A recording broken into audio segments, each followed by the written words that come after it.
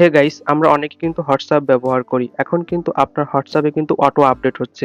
এখন কিন্তু আপনার আগের মতন কিন্তু আপনার প্লে স্টোরে গিয়ে তারপর কিন্তু আপডেট দেওয়া দরকার নেই। আগে যেরকম আমরা প্লে স্টোরে গিয়ে তারপর কিন্তু আপনি হোয়াটসঅ্যাপ লিখে বা তারপর কিন্তু আপডেট দিতে হতো যখন আপনার আপডেট প্রয়োজন হতো।